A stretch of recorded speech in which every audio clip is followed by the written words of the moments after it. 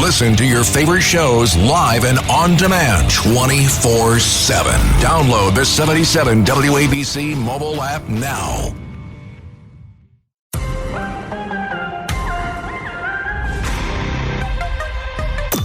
Judge Jeanine Pierro. She's the outspoken host. Judge Jeanine Pierro is dominating the headlines right now.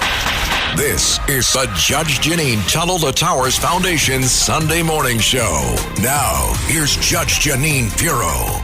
Welcome, everyone, to the Judge Jeanine Tunnel to Towers Foundation Show. I hope everyone is enjoying their Sunday morning so far. It's a beautiful day. It's summertime here in New York City. And as always, I'm armed and ready to serve justice with all my great listeners here on the Red Apple Audio Network. Now, you may have noticed I wasn't around for a little bit. I actually went on vacation.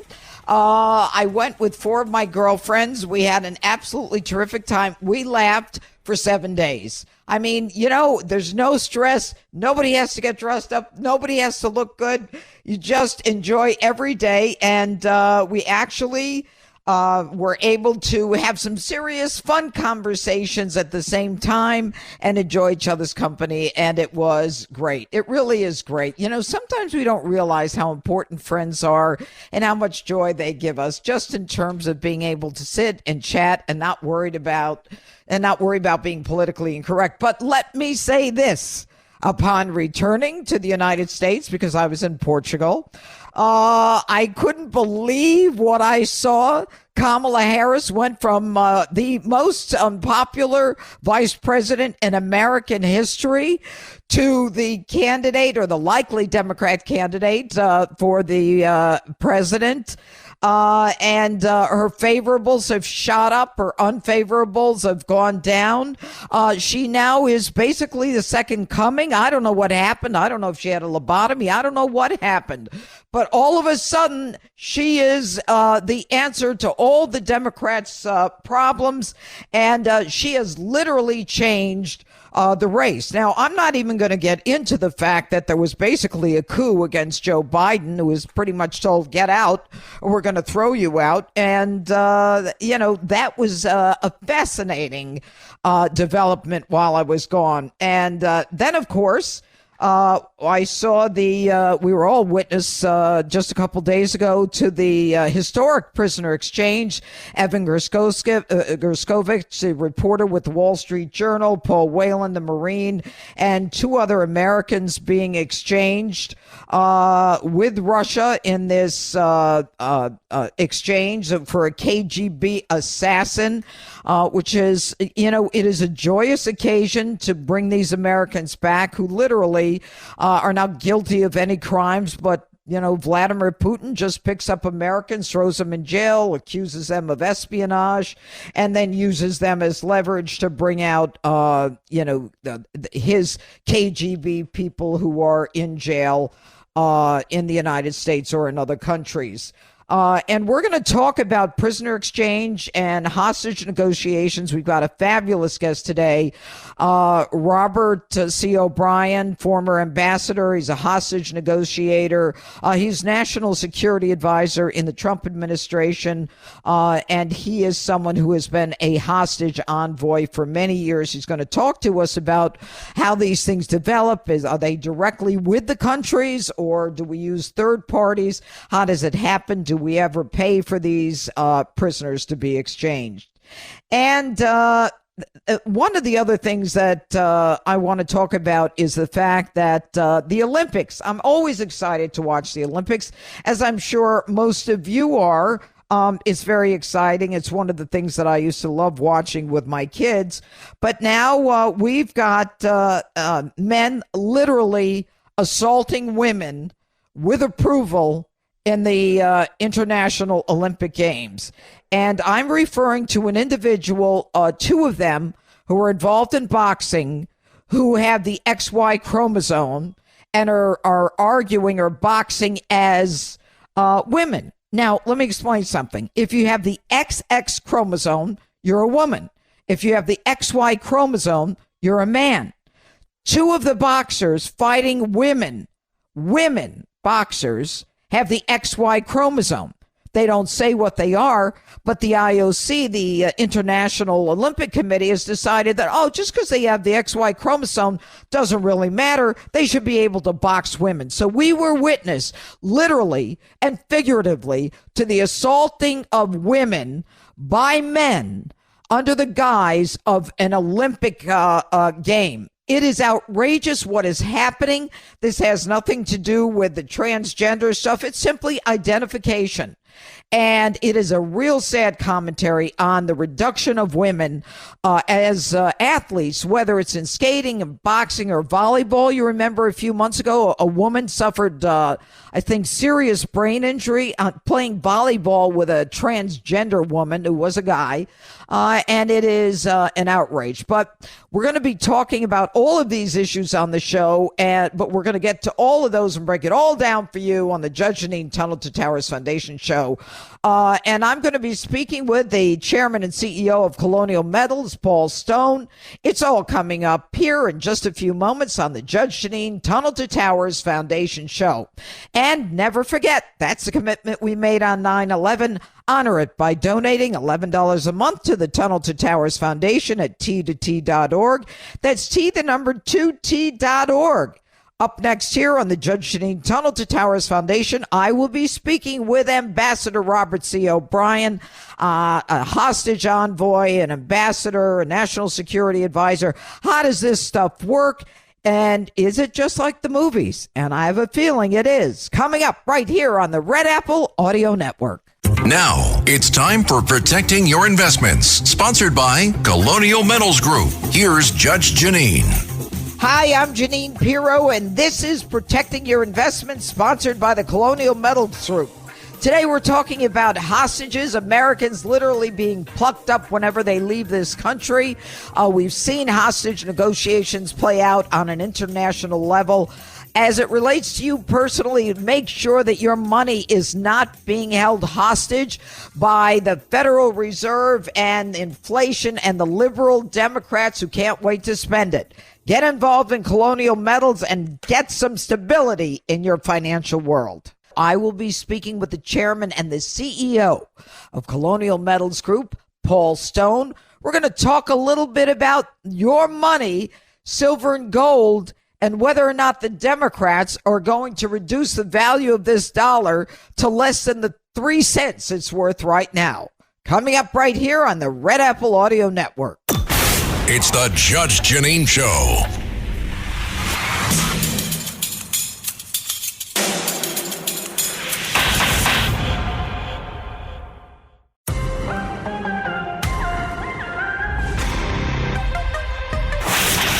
This is the Jeanine Pierro Show.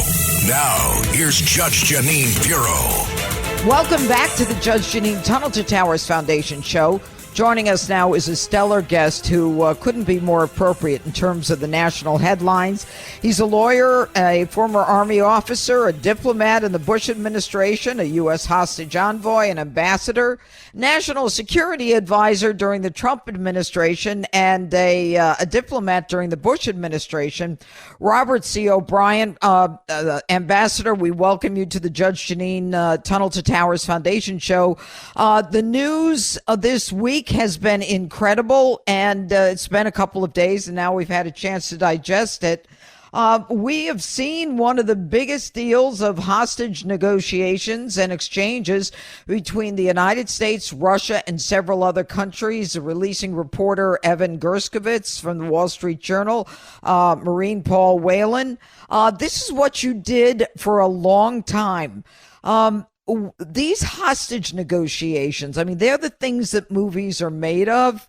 And I kind of felt like we were in the middle of a movie when we saw, the prisoners come off the bus, or the plane, I should say, and put on the bus. Talk to us about hostage negotiations and what the role of a negotiator like yourself would be. Well, Judge, great to be with you, and thank you for having me on this morning. The first thing is, we're so happy for Evan and Paul and Ursula and Vladimir that they were able to get home and get out of the Russian prison system, which is a terrible place to be for anyone. And so happy to have them home, and it's great I think you talked about kind of the bridge of spies situation. The Turks get some credit here. President Erdogan and his intelligence chief, Ibrahim Kalin, who we know well from the Trump administration, pulled off the kind of a nuanced stance. It's always all right. Let me just interrupt for 1 second. Erdogan from Turkey, we're talking about. Correct. Interesting. So the Turks kind of did this bridge of spies dance on the airport tarmac to exchange the prisoners, and those are always very nuanced. And you're never really happy about getting your folks home until they're on your plane in international airspace. And so I congratulate the Turks on getting that done and seeing the deal through. I think the Wall Street Journal did a great job, Judge, keeping Evan and his case front and center and maintaining his innocence. So I thought that was important as well. And then the last thing I'll just say is the initial takeaways. This was a big win for Vladimir Putin. I mean, obviously, it's great to get the Americans home, but Putin got a KGB colonel assassin, cold stone killer who committed a daylight murder in Germany in their equivalent of Central Park. He got him home in exchange for innocent Americans, and so he secured his support with the securocrats in Moscow and showed that he can send folks out to the West, commit murders, and then he'll get them home by kidnapping Americans. Yeah, and you know what? The cost of I imagine hostage diplomacy is increasing now because Putin, I imagine, sees that he can get, as you say, a KGB assassin back by simply kidnapping innocent Americans. But let's go back for a second, Robert O'Brien, because I think it's so important, this concept of hostage negotiations. I mean, first, how do you negotiate? Who negotiates? There are some countries like Iran, apparently, that we don't negotiate with, and we use third parties. But do we have direct negotiations with Russia? So that's a great question, Judge. And it depends. Every case is different. So for Iran, as you know, that we use, other countries, Oman has filled that role. Switzerland has filled that role when I was in office. But with Russia, we do have direct negotiations. We have diplomatic relations. We have an ambassador in Russia. I negotiated with General Patrushev when I was the Russian National Security Advisor when I was serving President Trump. So it all depends on the country. We look, when it's a terrorist organization, we like to use military rescues if we can, and that's something that President Trump put front and center when a terrorist organization like ISIS or Al Qaeda or Jeanine took American hostages. We dispatched the Navy SEALs or Delta Force to try and recover our folks. So wow. Every case is different, but with governments, it's a little more difficult to do the military rescue option. And so you're forced to negotiate, and some of those negotiations you can do directly with the country. Like we've done that with Russia and Venezuela, and some countries like Syria or Iran, we rely on third parties to be the intermediary. And we've got some great third party partners that have done those negotiations for us. Well, Ambassador Robert O'Brien, I mean, I'm so thrilled to have you on this Sunday morning. But when do you decide to use diplomacy as opposed to using those assets like Delta Force or the SEALs, the highly trained assets? I mean, you may have already answered that, but I mean, do you start with the military or do you start with diplomacy? And I know it's going to depend on the country, but give us a flavor of this. So that's a very good question. When I became a hostage envoy in 2018 for President Trump, there was a document at the State Department that said, for my office, we use diplomacy first and military is always the last resort.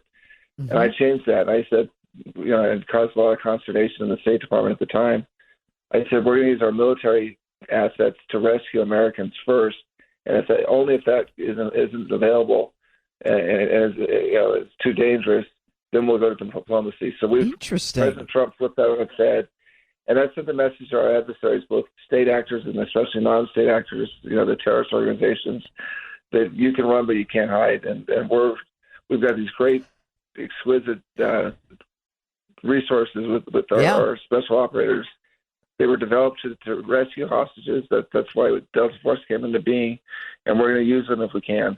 Okay, so you come in and you say, I'm not happy with this, regulation, whatever you call it, and I don't want to start with diplomacy. I want to start by using our military assets. Where does that come from inside of you? Well, look, I remember the Iran hostage crisis, and you do as well, Judge. We're old enough, unfortunately, to remember. Yeah, yes, I am. And that you don't look it. I do. We remember the terrible Eagle Claw operation when President Carter. Mm-hmm. And think of this: President Carter, a liberal Democrat, ordered the military to rescue our hostages. Mm-hmm. We don't have that today. I mean, who would have thought we'd be looking at the Carter years as the good old days when it comes to American, diplomacy and using our military to rescue our hostages? But I looked at that and I said, we developed these great resources and tools after they came out of that failed operation, so that it would never fail again. And let's start using them to rescue our people, because too often, if a hostage is held for too long, we saw this with ISIS, and the killing of Caleb Mueller and James Foley, yes, often cases, that we got to rescue these people first, and that's our first order of priority. And it's dangerous for the operators, for the military, but that's what they train for. And I remember going to meet with some of our forces at Fort Bragg, and they said, "Sir, put us in the game." And I know President Trump met with them on many occasions. And he said, "We want to go do our job and get Americans home." And so that became the first order of the business for us. And then, look, if that isn't a possibility, and we can't send Delta Force to downtown Moscow, unfortunately, to get people out, then we have to use diplomacy. And we've got a lot of tools there as well. We got economic sanctions. We can incentivize countries to do the right thing.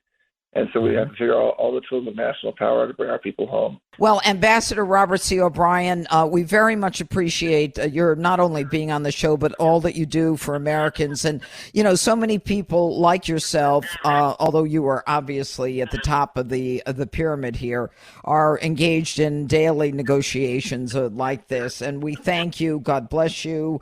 And we appreciate your being a part of, the efforts to bring back Americans. Thank you so much. Ambassador Robert C. O'Brien, take care.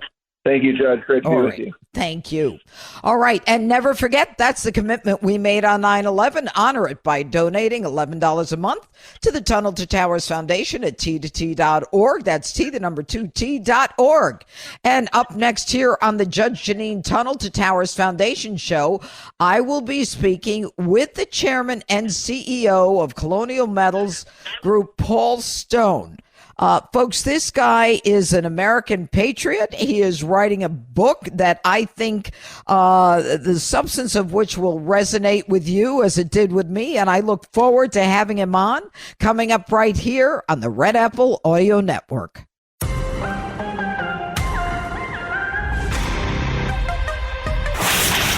This is the Jeanine Pierro Show. Now, here's Judge Jeanine Pierro.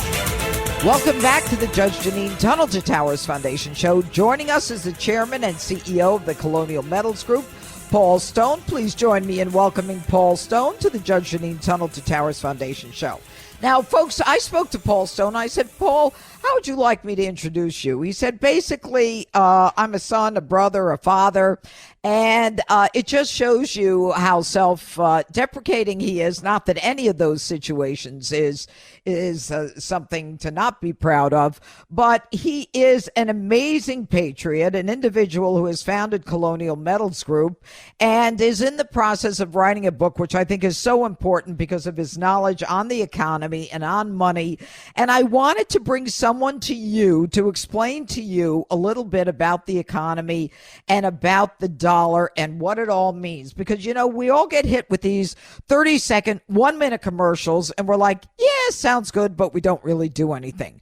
So I wanted Paul Stone to come on with Colonial Metals Group and talk about the economy, and you're going to be struck by how much of a patriot he really is. So, Paul, welcome, and we're thrilled to have you this beautiful Sunday morning. How did you get involved in Colonial Metals? I wanted, a company that really focused on listening and hearing and relating itself to our older clients. Generally, folks that are looking at protecting their savings with gold and silver are in their 60s, 70s, 80s, and 90s. So we need to make sure that we're very diligent and show how much we care and revere the hard lives that they lived, right? Especially the 70, 80, and 90-year-olds. They built the country. Like, they put this place together. Yeah, they built the streets that we walk on, Paul. And, there's so many reports about the U.S. dollar dying. And I got to tell you, I was on vacation, and I talked about it in my opening, and I was in Portugal. Let me tell you, the dollar is nowhere near as strong as the euro. There are reports that the U.S. dollar is dying. What does that mean? Does a currency die? Yes, they can. Right. And so a recent example would be all of the European countries once had their own currencies, the franc, the German Deutschmark, the Italian lira. Right. And they gave up those currencies for the euro. Why would they have to do that? Why would they give up that piece of individuality, a nation and its own currency? Because they had printed those currencies to death. Right. We look at what's happening here in our homeland, and we look at other countries that have encountered this mass problem as we've encountered it. They just didn't have the sheer size to go as long as the U.S. economy has gone by destroying its dollar.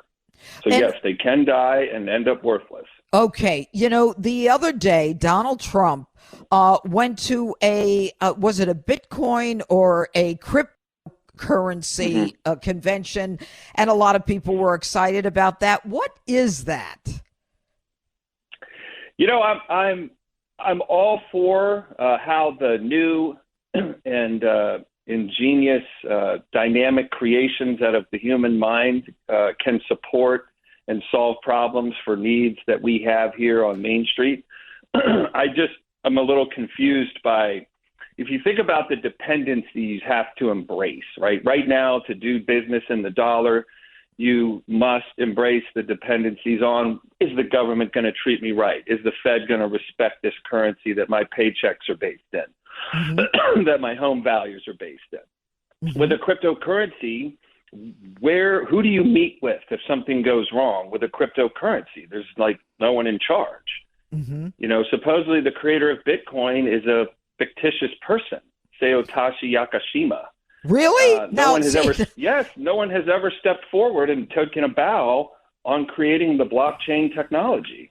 Yeah. I don't even understand it. So before I get into colonial metals, I mean, what about the Fed? I mean, they're talking now about the Fed reducing the interest rate. I mean, how do they play around with this? Do they just print money? What is the substance? What is the basis of the American dollar?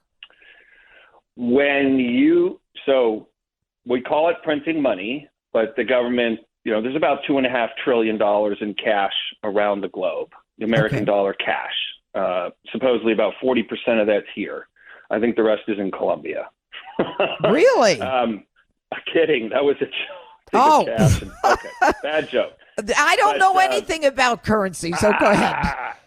Well, in the old days, they would print money, literally print it and issue it out before the internet obviously existed. And it was the term for artificial money.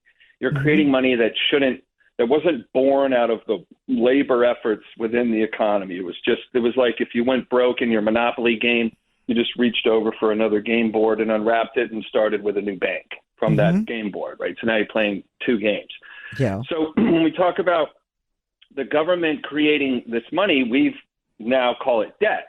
We also call it debt. There's $35 trillion in debt. One, that's not debt because there is never really going to be an effective effort to repay that. And what it is, though, but it does carry an interest payment, right? You hear, the interest on the national debt now is over $1 trillion a year. Well, if you lower interest rates, this is why the Fed is forced, as soon as they can, to lower rates. It's not to necessarily give a gift to the economy. All these kids, it's like treating us like kids that we want Christmas every week. And the gifts of cheap borrowing.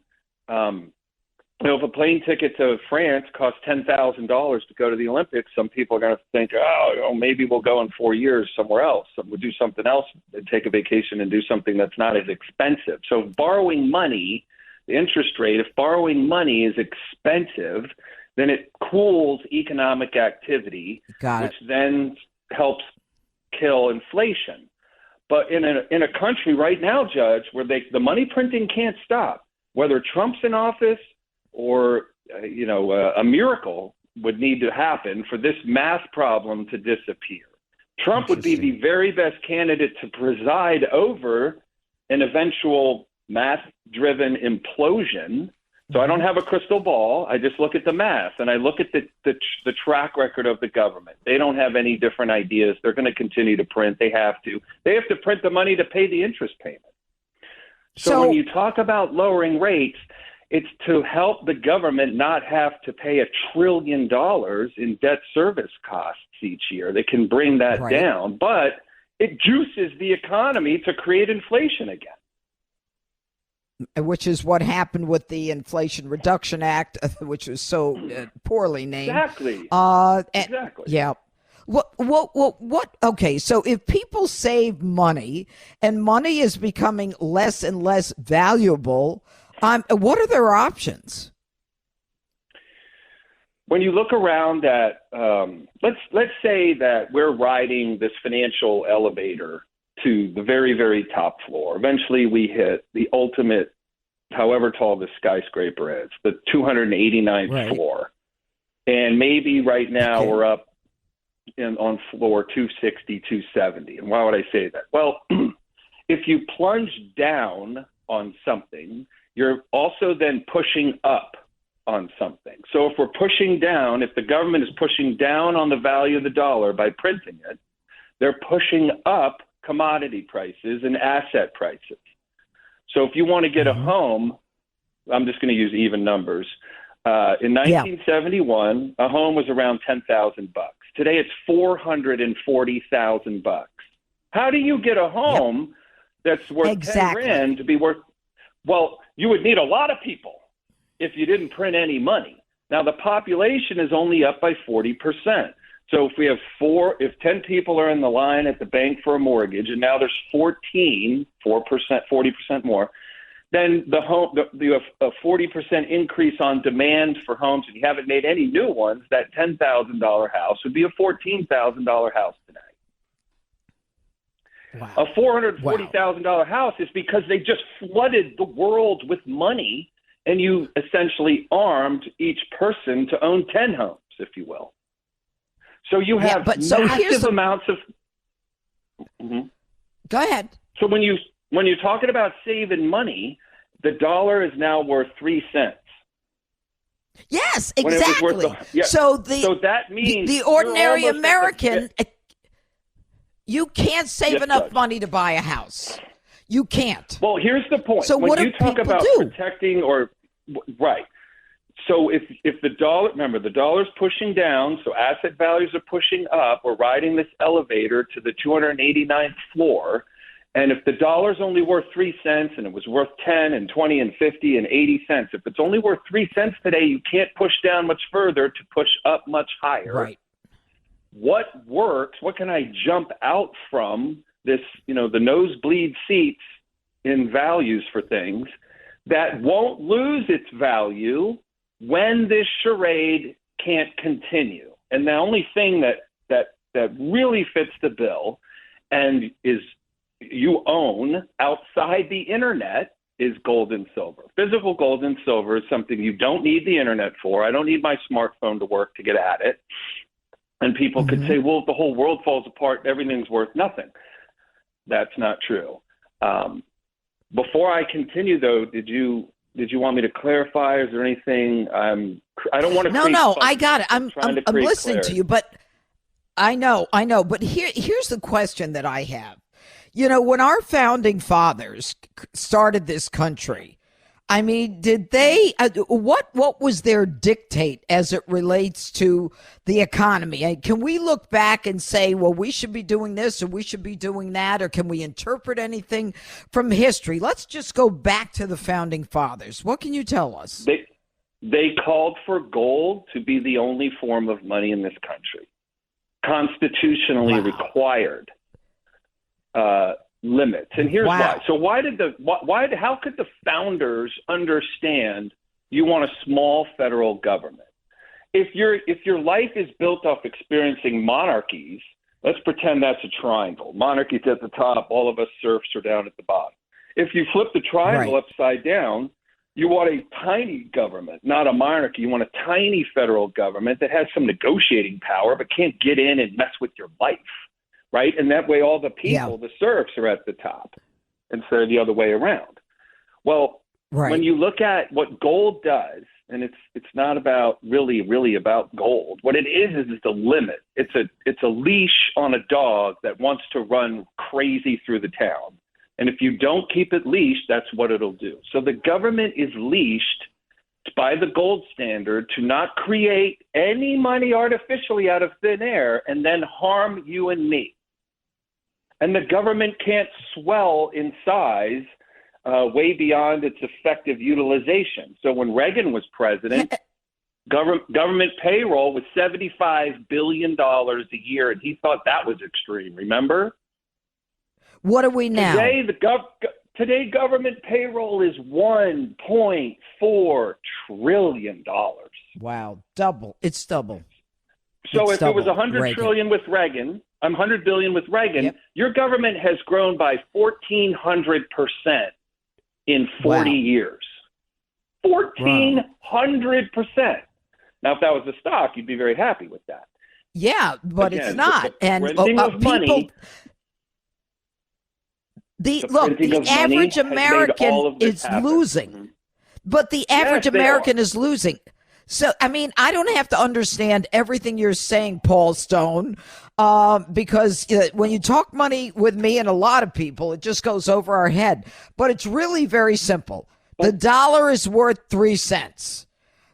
Our founding fathers created a gold standard that we're supposed to be controlled by, and we're out of control right now.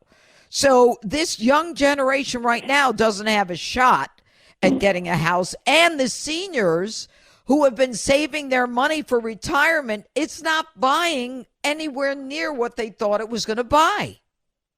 So what do you do? Picture this ride up the escalator to higher and higher and higher and higher asset value heights, right? Yeah. So a lot of people have been catching this ride, but sadly, Judge, I'd be willing to guess 60% of our country that ride has been working against them. Of course. And they've been driven lower. But for anyone with saved money, if you say, okay, the dollar eventually is worth a tenth of a penny and a coffee is $30, no one's then going to work anymore because you can't possibly get paid enough to buy coffee. Oh my gosh. So then everything stops. And I'm in this elevator on the 270th floor. I don't want to ride that back to the bottom. I want to punch out into and I didn't make up this term, but it cutely fits very conveniently right now, the golden parachute, because only gold and silver has a history of freezing your value when you move your money into it. And then during a crisis, it goes even higher. Well, right now, that's the solution that I suggest people take a hard look at. Okay, and everybody knows, or most people look, because if I know it, I assume most people know it, gold is incredibly high right now, and that's exactly what you predicted based upon your analysis. Yeah, and and another great unbiased viewpoint by gold back to us, reflecting back to us, trying to give us a signal, is it really can't be anything unless there's falsehood in your economy. So when gold was $300 at the turn of the century, the baby boomers are retiring in 97. We are now going into this black hole, financial black hole that the government could have solved, but because they don't have a track record of really solving anything and putting it away. They can address tons of stuff, but I mean putting the issue away. They don't have a track record for doing that. It doesn't look like any central government has that kind of track record. All right. And never forget, that's the commitment we made on 9/11. Honor it by donating $11 a month to the Tunnel to Towers Foundation at t2t.org. That's T, the number 2t.org. It's the Judge Jeanine Show.